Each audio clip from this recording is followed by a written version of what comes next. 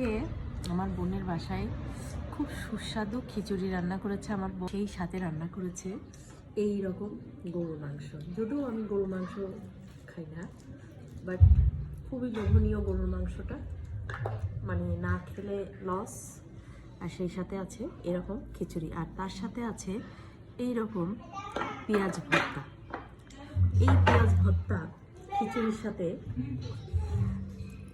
কেমন লাগতে পারে, তবে গ্যাসের সমস্যা তো এই জন্য খিচুড়ি পেট ভরে খাচ্ছে ঠিকই, খাওয়ার পরে একটা গ্যাসের ওষুধ খেয়ে নেওয়া লাগবে। এখন এই খিচুড়িটা খাচ্ছে।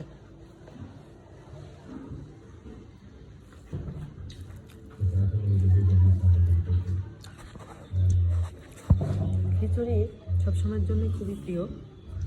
খিচুড়ির সাথে যদি আবার একটু গরু মাংস হয় সেটা আরও বেশি জনপ্রিয় সবার কাছে। খিচুড়ি গরু মাংস, আমরা বিশেষ করে বৃষ্টির দিনে আমরা খিচুড়ি খাই, সাথে খিচুড়ির সঙ্গে মাংস।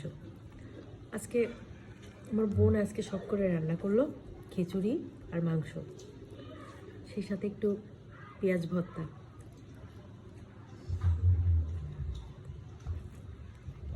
যারা ঝাল খেতে পারে না তারা এই পেঁয়াজ ভর্তা খেতে পারবে না। শুকনো মরিচ দিয়ে পেঁয়াজের যে ভর্তার টেস্ট, খিচুড়ির সাথে যদি পেঁয়াজ ভর্তাই না থাকে আমার কাছে খিচুড়ির টেস্ট 100% লাগে না। আর তাই সাথে যদি আবার একটু আলু ভর্তা।